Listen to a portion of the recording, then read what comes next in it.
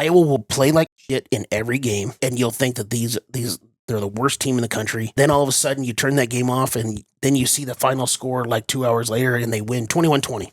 Yeah. That's what Iowa all of a sudden does. they have just a little bit more points than you do. Yes. All of a sudden you look up and you're like, wait a second, what the hell just happened? Hang around, keep it close enough. If you think back over the last 10-year stretch of the Iowa games, the only game that Nebraska's really been able to pull out and win well was the game where we jumped out massively on them. They just didn't have enough time to get back in front. Well, that's the thing. They can't get back on teams. 45, 40, 35, 30. He's gonna go. It's time people feel it. Big Red Junkies. Day by day, he gets better and better. He gets better and better. Team is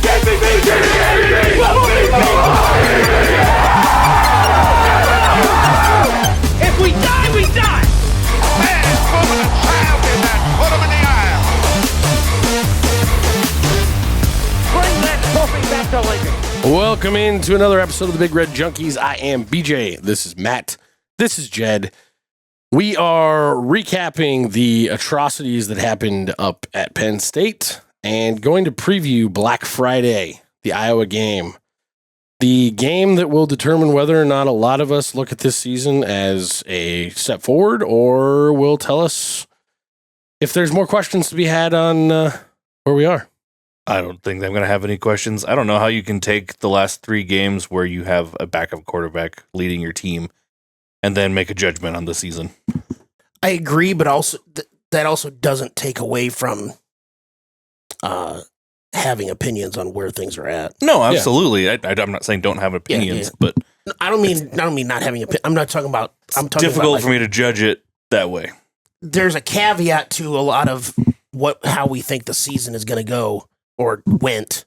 In a couple of weeks after it's all over. There's a caveat to we didn't have our main starting quarterback for the back end of the season, but at the same time, that doesn't change how we look at how our defense has been playing or anything else like that. So, it's a little give and take there. Yeah. Did you guys feel like after watching the Penn State game, did you feel to my stomach? Yes. Well, I did. yes. Okay. There's those feelings, obviously. I felt pretty drunk by the end of it because I wasn't watching that much. My big thing that I think taking away from it the next day was I don't know if it added or subtracted any questions for me about the defensive side of the ball. I think that I felt like it was still the exact same shit we've been talking about all season long as far as the run game goes. And we were up against a top 3 to 5 roster in all of college football that has finally decided over the last 2 weeks to start playing for the coach that they've got coaching them. And they're very inspired. You saw that if you watch any of the post-game stuff on the field. Awesome interview with their head coach. I can't remember his name for sure, but Terry Smith. Terry Smith. Cool Matt Rule connection there. And he obviously has a lot of respect for Matt Rule, minus the whole, fake punt up 30 points or whatever the fuck that was. But stop him. It was, exactly. It was also fun in games. Yep. Like, you're playing a game. It is what it is. You're trying to put them away. By the way, not to get into a Penn State show, if they hire him, that's a giant mistake. I agree. But the players want it. I know. Give the players what they want. I know. How similar does this feel to the Mickey Joseph situation? Like, it's almost identical. Yeah. and that when I say that, that's not to shit on Terry Smith. No, he's just not ready for that job. You don't fire James Franklin and then hire his top assistant. No. Yeah. No, you just a guy who wasn't even a coordinator. He was just the assistant head coach. He was the Phil Snow. Yeah, that's literally what he was. He's the Phil Snow of that staff. Ask West Virginia how that went when all the players and fans wanted an interim guy when Rich Rod went to Michigan, and that Stewart guy that they hired, and that flamed out in about a year and a half. So no, don't. There's going to be some good talent out there. So go get it. You're frickin' Penn State. Come on. Yeah, I don't know. I think it's obvious that he's rallied the players. They're obviously in love with the guy and they want to play hard for him. Mm-hmm. I think that's really cool. Well, for Penn State, that's really cool. I think they needed somebody to play for Saturday night. Agreed. That's for sure. Where like, do we have much to talk about that game other than it was just obviously they had a goal in mind to break the Saquon Barkley yards record. That was obvious. And they were going to get that done regardless because he came off the field limping like crazy after that. What ended up being a penalty and taking it away from him again, it's like they just cortisone him up and send it back in there because that was kind of wild, actually. It's funny that they had an extra game and they're like, no, we want to do this at home. So it's senior night. We're going to break you, so we're going to do this at home. It's the guy's last time to play in that stadium. Like, I get that a little bit. He also was damn close coming out of the first half, so why not at that point? I mean, I don't know really how much I can take from it. I ran into Paul Carson last night at the bar, noted Penn State fan, guy we know. And he, of course, had his little wry smile. And you got to have jabs. Yeah, for sure. He's like, I feel good. I'm like, you should. All I said was physicality, experience, and what was the other one? Age, or talent is what the other. I said talent, physicality, and experience. That's what that game was all about for Penn State. They had more experience than our guys did. 100%. They have more talent than we do, and they whooped our ass physically on both offensive and defensive sides. That's what I take from this game. The people that want to look at the record and they want to look at the previous, 10-game slate that they had played to that point, don't care. It doesn't matter. When you're looking at it, it's a top 3 to 5 roster in the country. They had 15 seniors starting. 15 of the 22 on offense and defense were seniors. Those are guys that have been playing for at least 2 years. Those are guys that played in the deep into the college football playoff last year. Like, they've got tons of experience. They've got awesome experience in big games, especially against outmatched opponents. Those Nebraska fans that want to just talk about Penn State's record and just say that they were bad because of what the record was, those are probably also the same fans that were stupidly saying that we were the best 3-9 team in the country a couple of years ago. That's the funniest. That's the funniest way to say the best worst team in the country. Yeah, see, I'm not even only hearing it from fans. Yeah. I've heard local media guys talking about that. And again, throw the records out the window. Yeah. If you just literally looked at them line up in the first couple series, there's a physical difference between the two trenches. Yep. And on both sides of the ball. We talked about it at the beginning of the season. We had a big segment on, is the defense too small? Yes. And they proved it. The answer has been yes. The answer's been yes every single week but this year. This game just shined a giant light on it. I know we've been talking about it all season and we've seen it all season, but specifically in this game, it was like, whoa. Now, I know that you guys probably have differing opinions on this one, especially from each other, I'm sure. But I feel like that game opinions would be. I meant from me. I feel like this game goes a lot differently if we could have gotten Penn State 4 weeks earlier. I don't. They were clearly in a different headspace. In this game, but still physically and everything else. They're physically, yes, but my you're telling me that they weren't physically better than UCLA when they played them, or Northwestern. If they played Northwestern this week, they would beat them by 50 points. Yeah. That's. I mean, it's just a difference between they wanted to play this game, they didn't want to play 3 or 4 weeks ago. That's the difference to me. But also, and then to be fair, is it really going to tell you anything about Nebraska at that point, winning that game? To be fair to Northwestern, though, Northwestern has a long-standing history of playing up to their competition. True. No matter who they're playing. So true. A little bit of both, yeah. I agree with you there. But I do still agree that if Penn State plays Northwestern next week, they murder them. Absolutely. Well, especially after getting beat. But or just about anybody who's beat them outside of Ohio State this year. Yeah, I don't... Like I said, there's not much that you can really take from it. I think it's the exact game that most fans thought that game was going to be preseason. Yeah. And if you let yourself get into the expectations by just looking and tracking their record and watching the fact that they got embarrassed by a few lowly teams, you were far more mad about that game than you probably should have been. Yeah. Outside of that, I don't have much. I thought TJ Lateef played really well for the situation. He played okay. To be honest with you. I don't think that a ton of other guys played that well. Dan Key, I thought, actually had one of his better games. Really good game. He looked like a leader. He looked like a guy who was out there trying everything he possibly could to get it done.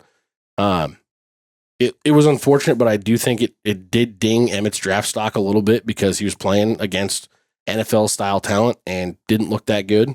Well, he wasn't playing behind an NFL-style offensive line. That's for sure. There's a difference there. That's for sure. I don't see him shifting too much around one game where the whole offense was somewhat outmatched.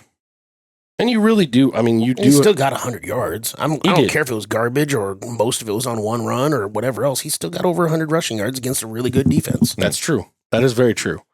I do think there is something to be said for the fact that we have a couple, missing pieces on the offensive line. We are obviously missing our starting quarterback, missing a couple people, or they were quasi-injured still playing on the defensive side of the ball.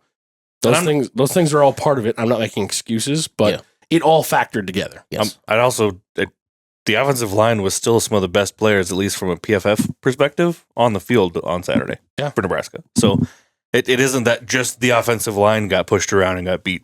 The offense got beat. Yeah. The only unit that I will really push on that did just get flat out beat down was the defensive line. Like we could probably say that about 6 or 7 games this season. Yeah.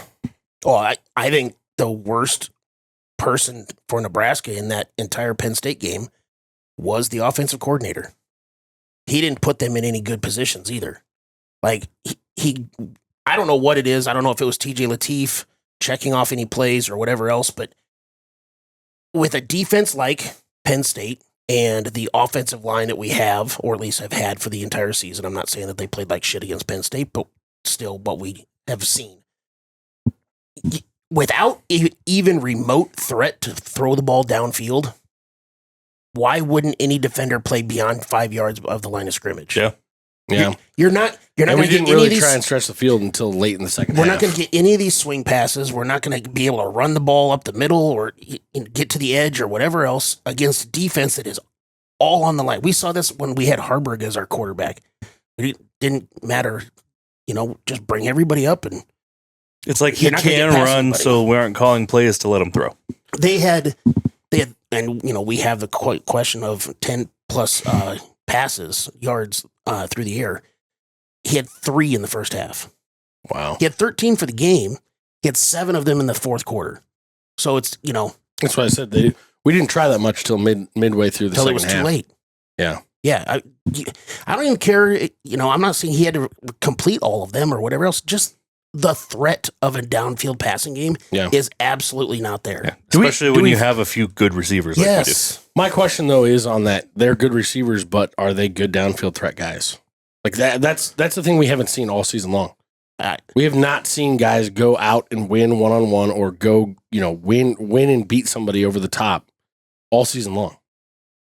I don't know if we have or if we haven't even tried. I don't know. It might be a 6 of one, half dozen of the other sort of situation. I don't know. Strange. Either way, it's strange.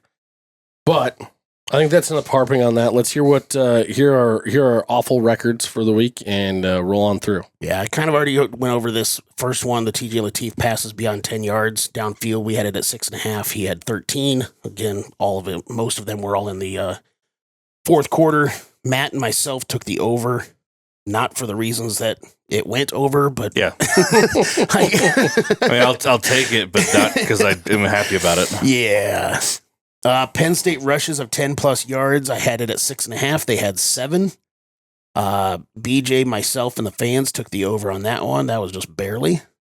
But they've allowed 24 runs of 10 plus yards in the last 3 games. Nebraska has. Awful. Not good. Emmett Johnson rushing yards, 114.5. He had 103, so I was the only one to take the under on that one. Sacks allowed by Nebraska, 1.5. They had 3. Everybody took the over on that one. Turnover margin for Nebraska, plus 0.5. It was 0. I was the only one to take the under on that one. From that perspective, I mean, we played a decently clean game. Honestly, we have in the last 4 or 5 games, they've all been even. On turnover margin. So, total punt return yards for Nebraska, 24.5. We had 0. And they only punted once, and we didn't do anything with it. So, yeah, I was gonna say they weren't punting much. Yeah, everybody took the over on that one, so everybody got that one wrong. Catches allowed by Andrew Marshall, 2. He had 1. He was targeted once, allowed 1 catch. I was the only one to take the push. Everybody else took the under. Third down conversion percentage for Nebraska, 49.5, because they've been 50% in the last 3 games. They're still at 50% in the last 4 games now. So they were at 50%. BJ and fans took the over. And who will have more forced missed tackles according to Pro Football Focus? Emmett or the 2 running backs for Penn State combined? Emmett had 5. 2 of them were running, 3 of them were receiving, and the Penn State running backs combined had 8. So it was the Penn State running backs. BJ, you were the only one to take Penn State. As far as our picks this week, BJ, you went 5-6. Matt went 4-7. I think that's the worst week you've had in a long time. Even going back to last year. It's not great. I won the week at 6-5. The fans went 4-5 on the picks. As for the people on YouTube, this is the first time I've ever said this sentence. The winner is Fireball, because that stuff's atrocious. Where do you go? Or she go, whatever. 7 of 9. Damn, nice work. Sonny and Red Knight had 6, so they were right behind him. The losers of the week were Trash Deku and Travis Morgan, who only had 2 of the 9. Julie graced us with her presence once again and only had 5 correct out of 9. Julie, that's better than 500. Nice work. And 2 other guys to mention. Lee Holbein had 5 correct, and he said he was over trying to beat Julie, which you tied her. And that he just wanted to beat you, BJ, which he didn't. Sorry, buddy. Do better. And the back-to-back winner from the 2 previous weeks, Hunter, he only had 4 correct this week. Well, Hunter, you went ahead and shit the bed, bud. A rough game all around. Yes, rough game now all around. Now you owe us the beers. But that is enough of the negative shit. We are on to the preview for Black Friday, because you know what? It is time to get fired up. We're heading into the holiday season. We're going to have some not turkey, because I fucking hate turkey. It's disgusting and dry, and nobody should ever eat it. Do you like chicken? Do you like the world's best chicken? I happen to love chicken, and I'm here to tell you, Trax Lounge in Omaha has the world's best chicken, and that's a scientific fact. Actually, ever since 1965, Trax has been proudly serving the world's best chicken right here in Omaha at their original location just north of Center on 1506 South 60th Street. But honestly, their chicken is so good, they've officially flown the coop and opened a second brand new location out in West Omaha on 18111 Hugh Street. Do you like your taste buds? You want to treat them right? Get over to Trax today and get some of the world's best chicken. If you really like your taste buds, get the hot buffalo mixed with garlic parm. Before we jump into Iowa, though, I do want to hear who won the week. Yeah, you want to hear it because you won the week. I actually didn't even know. You barely won it. You beat Jed by 2 points. Jed, me and you have been like 1 or 2 points apart several times the last few weeks. Yep. It's not great. No, nobody had great weeks. I mean, Deshaun Singleton led the team with 73.4 points. I mean, it wasn't. He had a good game. Yes, he did. He played a really good game. There were a few guys that had good games. We have, let's see, 1, 2, 3. We have 3 offensive linemen on the top 10 performers list. Who was that? You got Latovsky, you got Evans, and you got Spindler. Awesome. They were all on there.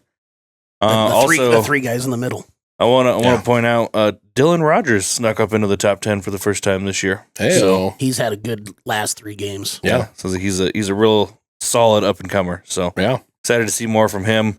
There were no spectacular standouts from anyone's team. The only reason that Jed lost by 2 points is because Javin Wright did not have a good week. No, he had a really bad day. He was in the 40s. Yeah. Again, only 1 tackle, and just he was out of place a lot. Not great. So looking at the season, then BJ and I are now tied going into the last game. Oh wow, coming down the stretch. BJ is definitely he's still got us both Jed by total points, so it's looking like he's probably going to win that one for the year. But we have 1 game left, and I need to win it. So any changes you guys want to make? You got 2 weeks, the bowl game. Oh, we're counting the bowl game too? Yeah, why not? Oh yeah, why not? Yeah, why not? We got to do the bowl game. Sounds good. Any changes you guys want to make before we move on to? No, I think I'm good. Yeah, I think I'm good. We can register that if I do need to make a change. Cool. All right, we can do that. Moving on up. Let's move into what Iowa's going to do for us on the offense, there, Matt. So yeah, the Jed. Okay, before we jump into the hilarities of Iowa's offense. What I am going to say about Iowa's offense is, even though Gronowski has not been what everyone thought he was going to be this year, a quarterback, and their offense hasn't been everything that everybody thought they were going to be this year, the kid does have a way of, in late game moments making a play as a winner. Mm-hmm. He does have that ability. I'm just going to throw that out there because I feel like Matt's about to torch their offense. So go ahead, Matt. I'm not going to torch it. I'm just going to give you the facts, okay? And the fact is their offense is an Iowa offense, whether you like it or not. Yes. Total yards per game, 309. 176. 122nd. Your verbiage is just as good as their offense. 176. This is what happens when I take a week off from work, okay? He's been drunk since Saturday. I haven't been sober. Scoring 27.9 points a game. That's 69th in the country. Nice. Gronowski, he only has a little over 1,300 yards on the season, 7 touchdowns, 6 intersections. Intersections?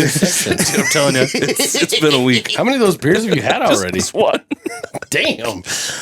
Oh, shit. Passing yards per game, 134, 131st in the country. They don't do much on offense. Yeah. That said, like you said, he does know how to make some plays. He is their second top rusher on the team. He has over 400 rushing yards, so he will take it down and run on you. The guys that he's passing it to, obviously, if he only has 1,300 yards on the season, none of them have great numbers. Their top receiver only has 260 yards on the year. They're actually doing a pretty good job spreading the ball around. They do. And so, I mean, their top 5 guys, including a tight end, are all over 100 yards. So, yeah. They all get touches. They just don't get a lot of them because he doesn't throw the ball a lot. Rushing side of the ball, they rank out about 50th in the country with 174 yards a game. And this is another one. They don't necessarily run by committee because there is one guy that gets more touches than everybody else. But they have 5 guys with notable yards on the year. So Kamari Moulton is kind of their top guy, but that Gronowski will run it. They'll hand it off to some other guys. They just kind of share it around. It's interesting how the running back situations have almost flip-flopped from last year's game to this year. Because last year they had a guy who was like fringe, top running back in the country talk, things like that. Now we've got that, and we don't have anybody else behind him, but they've got kind of a running back by committee going on. Well, and that running back, Moulton, he only has 2 rushing touchdowns on the season. Now, granted, Gronowski has 13. Yeah, 13 freaking rushing touchdowns. But yeah. You know what they're going to do inside the 10-yard line? Keep it. Well, I hope John Butler's keyed in on that. That's for damn sure. Yeah. Only other notable thing to say, they do rank out 12th in scoring within the red zone, which our defense actually allows a shit ton of scoring in the red zone. We allow like 97% of the time the team score. So we need to make sure they don't get within the 20-yard line. But outside of that, they're not great. Again, pointing back to the 13 rushing touchdowns for Gronowski. Yeah. Jed, what do we got on the defensive side of the ball? Who's going to scare us here? As predictable as Iowa is on offense, not good. They are just as predictable on defense. They are really good. And really elite. good. Yeah. Yes. Phil Parker is one of the best and most respected defensive coordinators in the entire country. And there's never going to be anything flashy about their defense, but they're just going to do their job because that's what they're trained to do. They're literally, you talk about consistency. They're 4th in rush defense, 4th in pass defense, 4th in total defense. This is all in the conference. And 4th in scoring defense. It's just what they do. Yeah. That's good for 14th, 12th, 8th, and 8th in the country. Yeah. They're as a team, they're +3 in turnover margins. It's not like they really have a ton of turnovers, but again, they're just very efficient. The defense as a whole has 21 sacks on the season. 3 of the guys, 17 of the 21 sacks are with 3 guys, and they're all on the defensive line. That's wild. Their stud linebacker, Carson Shire, is their leading tackler. He's also top 10 in the conference with 10 tackles for loss. Jesus. Their defensive backs are all really good. 3 of Iowa's defensive backs rank in the top 13th in the conference, according to Pro Football Focus. And one of their safeties, that the guy coming into the season really good, Xavier Wampa, he's second best rated on Pro Football Focus defensive back in the conference for rush defense. Wow. So he'll come down and hit you. Yeah, their defense. He'll lay the Wampa. Yeah. Iowa's defense kind of embodies Iowa as a whole team, which is they're just there to be in your way. Yeah. Yeah. And they're always in your way. They're always in your way. Yeah. that all of their games that they've lost this year have been super close games. All the games they won this year have been super close games. Yeah. They're just there. They are pretty elite on both sides of the ball in the trenches. They've got an awesome offensive line. Their offensive And line. There's is not a ridiculous. shortage of beef. No. And their defensive line is excellent as well. It's going to be back-to-back tough struggles for our offense. And it's going to be interesting based on what you said about Dana Holgerson and the things that he's trying to do with our offense.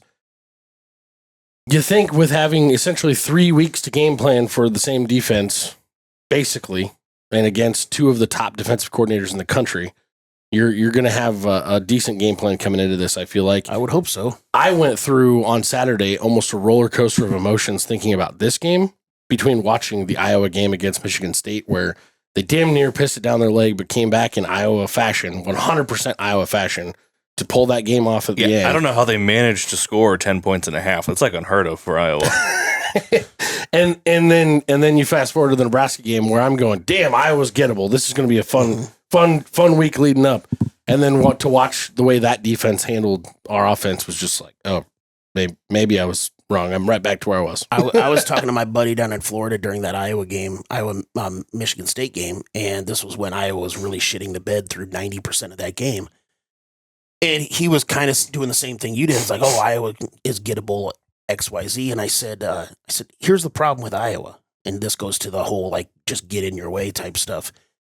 Iowa will play like shit in every game. And then and you'll think that they're the worst team in the country. And then all of a sudden you turn that game off and then you see the final score like 2 hours later and they win 21-0 or 21-20. Yeah. That's what Iowa fucking All of a sudden does. they all have the time. just a little bit more points than you do. Yes. All of a sudden you look up and you're like, wait a second, what the hell just happened? Hang around, keep it close enough.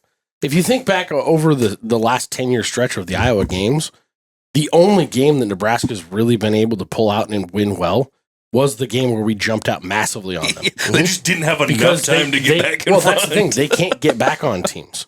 So if we're going to win this game, I think that's one of the major keys to this is getting out and scoring on the first couple drives. Mm-hmm. And I'm sorry, but you can't add a fifth drive down the field into the end zone and turn it over on downs. Yeah. Because that's what we've done to open 4 games so far this season. Yeah. We can't do it again. You Absolutely can't do it again. Not to go back to Penn State, but you want to take a team who's been struggling and give them some momentum. Do something like that. As far as that Penn State play, going for it on fourth and, their foot on the 2-yard line, I will still say that I agreed with them going for it. I agree with it 100%. Yeah, I'm not saying they shouldn't have gone for it. Now, if that would have been at the 20-yard line in the same scenario, 4th and a foot, I say kick the field goal. If that- But you're right at the goal line, go for it. If that play had worked any time this year, I would agree with you. If you do something different there, I agree with you. I don't I mean, agree with technically, you. they kind of did because Harburg didn't keep it. They kind of did do something different. Yeah. They still tried to run right at the middle. I know. Yeah. Well, that's also the strength of our O-line, so. I mean, And still, if it doesn't work, don't keep half goes doing one it. way, 6 the other. It is what it is. Yeah. Not to go backwards because I'm trying to get the positive Yes, rolling yes. going for this game. I'm positive Iowa and Nebraska are not going to hit the over this week. I'll tell you that. Be wild if it just turns into a barn burner. Neither defense can do shit to stop 80 it. points. They run for 300 yards and score 40, and we throw for 300 yards and score 41. Might happen if we convince Iowa and Nebraska to use their defenses for their offense this week. Hey, there we go. Williams Nwaneri at running back. That'd be Take pretty it. awesome. That'd be pretty awesome. Any final thoughts before we jump into the questions, gentlemen? No, not really. Not really? Nothing? I think these questions will speak for themselves and garner enough conversation with the rest of it. I love it. I love it. If you are new to this show, please hit the subscribe button. And where have you been? Like the seriously. video. Drop a comment and It's the explain last what you've week been of the doing with year. yourselves for the last 6 years not being on this show. But if you, like I said, if you are new to this, we like to do the prop bets that Jed himself puts together. If you're out there looking at prop bets out there online, you're not going to find these to be the same. Nope. Sometimes they do line up almost identical, but it is all by happenstance because Jed comes up with these numbers all on his own. We are going to drop them in the comments. You can go down and copy those and follow along and answer with us. Jed keeps the tallies up, and we'll report back on the next show. Let's roll. Question 1. Who will have more all-purpose yards? So this will be rushing, receiving, and return yards. Emmett Johnson or Iowa's do-everything guy, Caden Weegan? Emmett is number 1 in the conference with 143 per game. Weechin is number 6 in the conference at 101 per game. Most of his yards come off of returns, but he's the best return guy in the entire country. So Fast as fuck. yes. Super quick. I'm gonna make the easy answer here. Emmett Johnson. I do think they're gonna do everything they can to shut him down. But as you pointed out in the Penn State recap a little bit ago, even that Penn State defense, and as poor as everything else looked, he still went over 100 yards. Mhm. So I think it's kind of a de factor right there. De factor? Yeah, I don't know. We're not judging Default. how people are talking on this show. Yes. No more. I agree with BJ there. I also think just with the way our special teams is set up, even if we are punting the ball a lot, which I think we will, we're not going to give them that much opportunity. Yeah. So I'm going to take Emmett as well. Yeah, I think if this was last year and all things are equal, I definitely would take Weechin because our special teams has always sucked. But this year, I think the emphasis on our special teams and how good we've been doing on punt returns, Yes. opponent punt returns. Yeah. We finally, going into the Penn State game, I think we only allowed 1 yard all year, and we allowed like a 23-yard return against Penn State, so 24 yards now all season. I think we're going to kick away from him and be able to bottle him up pretty good. I like it. So I'm going to take Emmett as well. Question 2. I got to do this one again. Sacks allowed by Nebraska. I did up this one to 2.5. Iowa has 21 on the season. They've got 4 in the last 3 games, and Nebraska has allowed 5 in the last 4 games. 2.5 feels a little high for how this game is going to go. I expect a lot of running. I expected that last week too. And Against Penn State. to our point, we're not going to try and throw the ball downfield, which means the ball's coming out quickly. So I'm going to take the under on this one. Okay. I'm going to go ahead and go with the over. I don't really know why, but I do feel like there's going to be a difference in the game plan for this. And I do think that there's going to be some more opportunity for them to get in the backfield, unfortunately.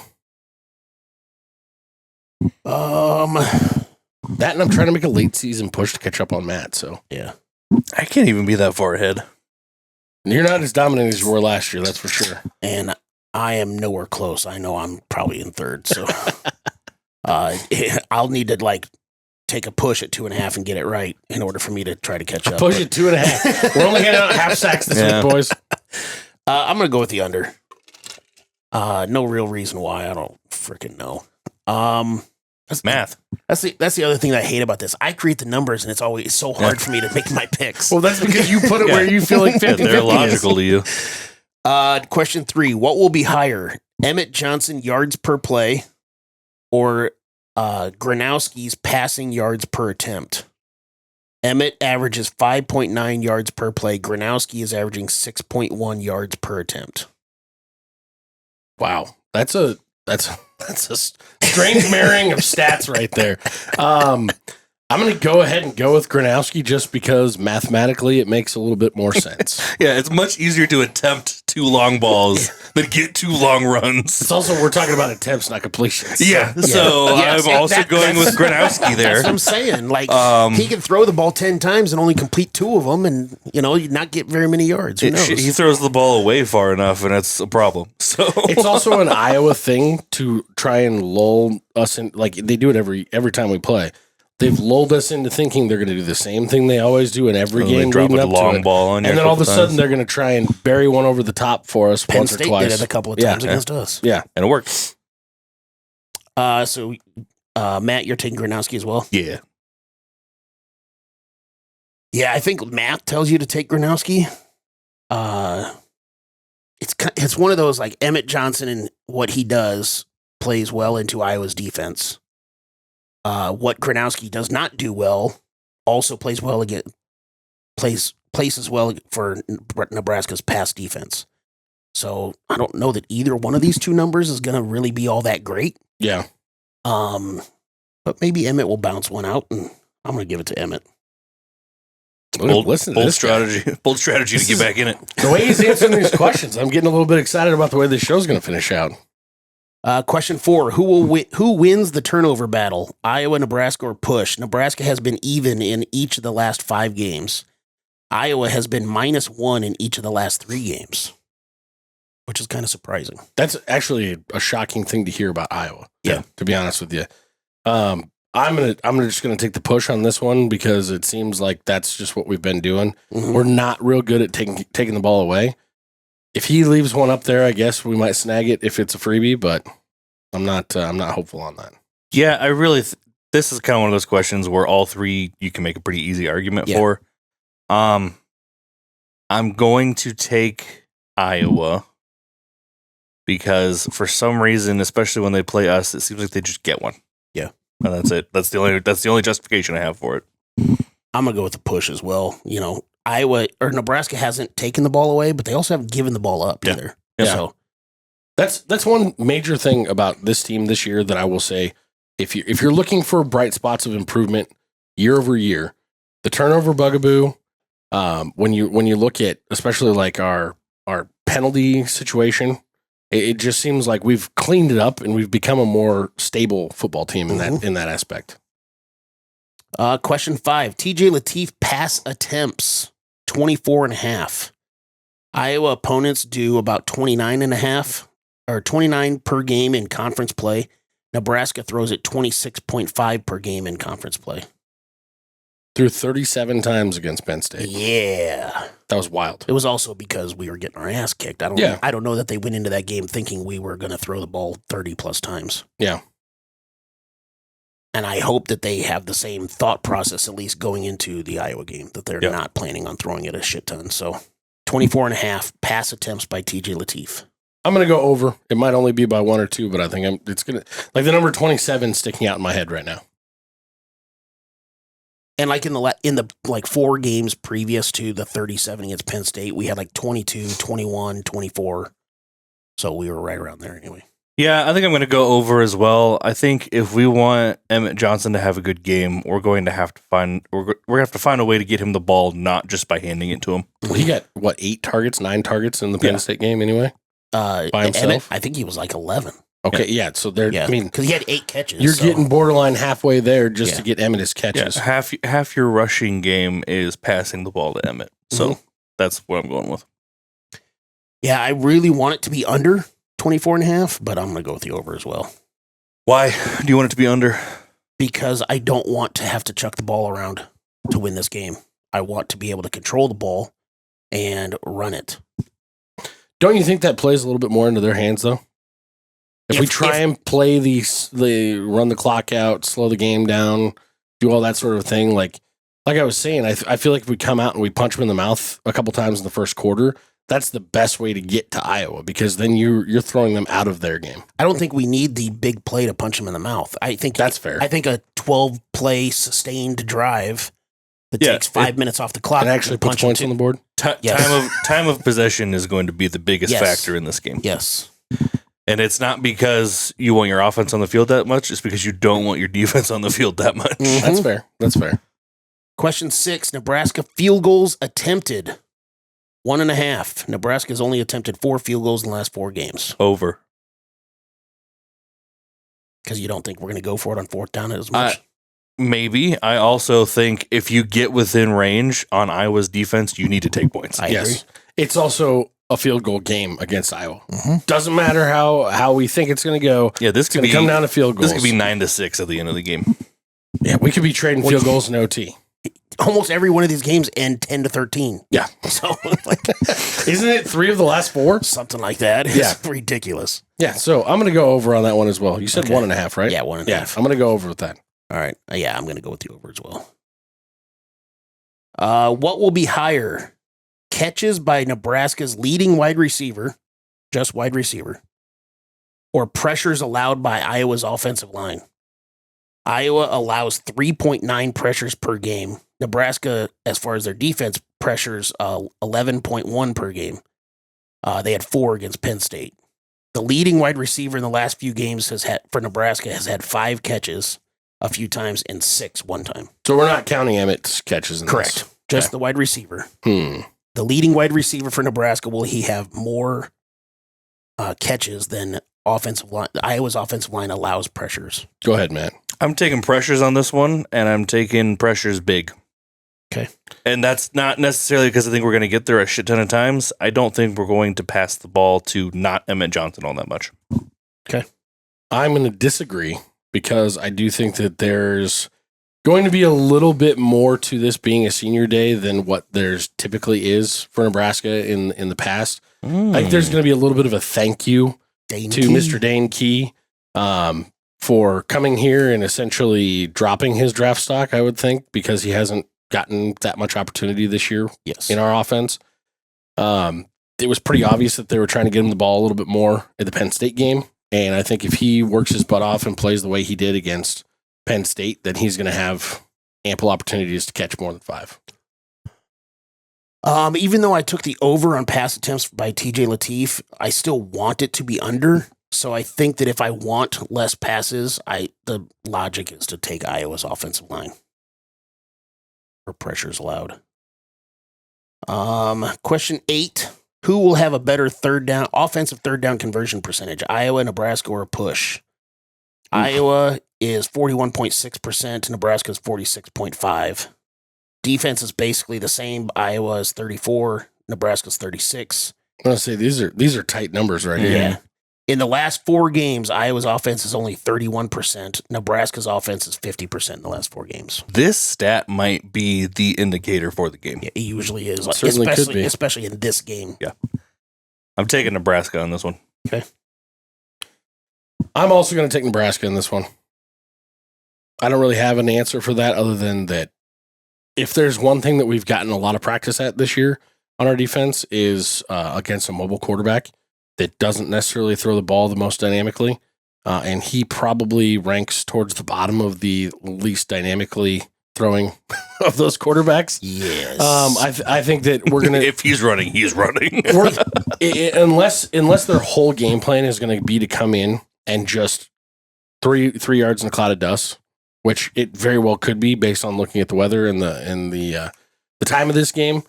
But I see us being able to get them behind the sticks a few times and get some stops on third down.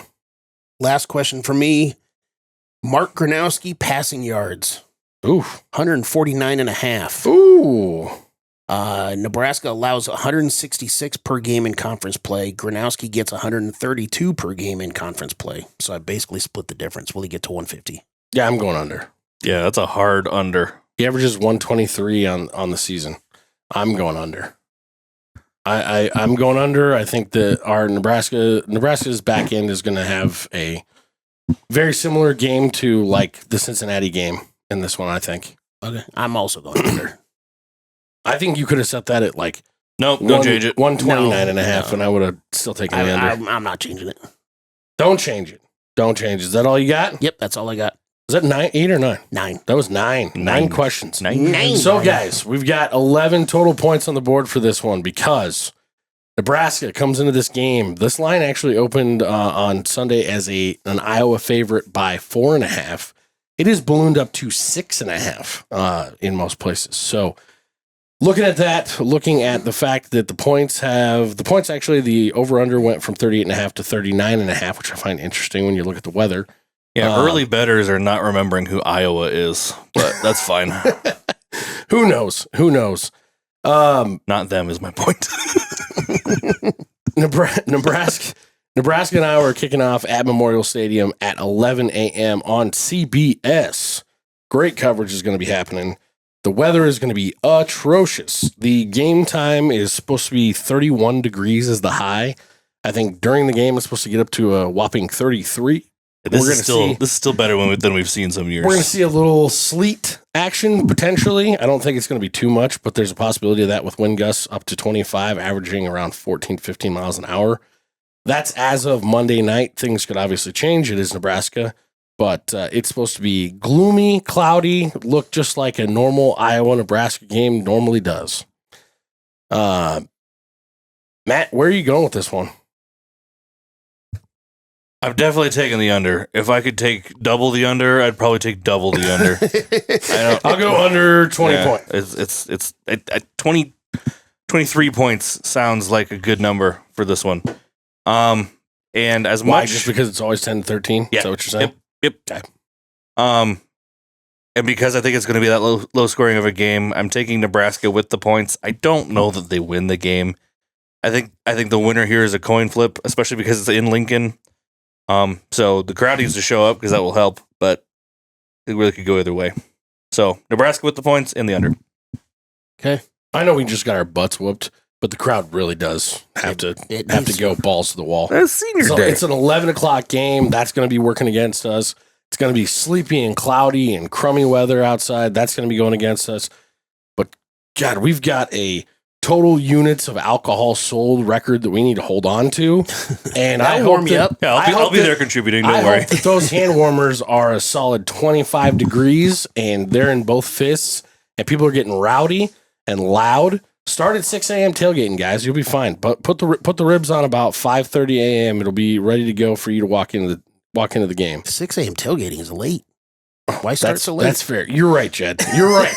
You're right. Jed will be out there at a crisp 3 a.m. Jed won't be out there, but he'll be up at midnight taking shots. In this game, Jed, You minus go 6.5. You go next. Me? Yeah, you. Well, that's not fair because I always try and be the positive boy, and I feel like Jed's going to steal my thunder here. Well, then. I am definitely with Matt on the under here. I think that it's probably going to be a little bit different game than what it normally is because I'm picking Nebraska to win. I know that's shocking. But I think this is also the first under I've taken on a Nebraska game in like 6 weeks. 6 years? Maybe 6 years. Yeah, definitely maybe 6 years. Nebraska's going to cover that by themselves. Yeah, that's been my line a few times this year, for Many sure. times. And we did a couple times. I am picking Nebraska to win this game. I think that this is going to be somewhat of a. Matt Rule in his press conference this morning made a statement that normally I think he would say a little bit more fiery than he does, and you hear it in a lot of like inspirational material, things like that. But that there's always the most pressure, and you go through the hardest times right before a growth period. And I feel like we didn't quite get the Matt Rule year 3 bump this year because we had a way younger roster than he's typically working with by year 3 in his previous stops. And we might get more of that next year. And this is the best way to start that. Get the monkey off your back. One of the last monkeys of the last decade of shit off your back. Go ahead, beat a rival of all rivals team for us this season. We didn't get to play Colorado, so this is the closest thing to it that I'm going to call. Nebraska. It is a rivalry. Nebraska wins, in my opinion. I'm going to go with 23-13 here. There is, especially coming off of the Penn State game and then looking at the stats and watching Iowa at times, watching us at times, there's not a single thing about this game that says pick Nebraska. Honestly, even with the points, because Iowa runs the ball. Iowa is very physical. We just talked about how experienced Penn State is and how physical Penn State is, and look what they did to us.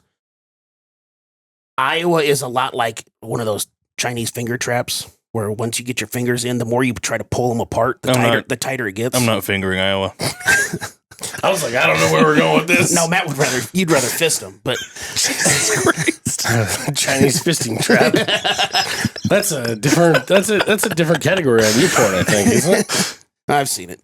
Wow. All right. Oh my God. The end of this show's going nuts. Julie, if you're still around, I apologize. And no, there's no Jaeger in this drink, by the way. That's even weirder. But it's what Nebraska and Iowa does all the time. It's always a close game. It's always a tight game. And no, not a fisting joke there with the tight game. But not much left tight after that. There's just something about this. And I think Michael Severe actually swayed me more than anything else, where at the end of his Severe Reaction show on Sunday, he gives a preview of the next game. And he flat out, like without a hesitation, said Nebraska's going to win this game outright. None of the numbers support it. Well, so when the Penn State number came out, it was 10.5. And everybody was like, holy shit, that's a big number. He came out right away. He's like, no, according to my numbers, that's a perfect number, and it should be 10.5. And he's like, I don't care what the point spread is. I got Nebraska winning outright. And today on the radio, he was on 1620, and he said, I can't even count how many lunch bets, breakfast bets, things like that he has with so many people, and it's all Nebraska winning this game. I love it. And Michael Severe knows what he's talking about. He's not always right, but he knows what he's talking about.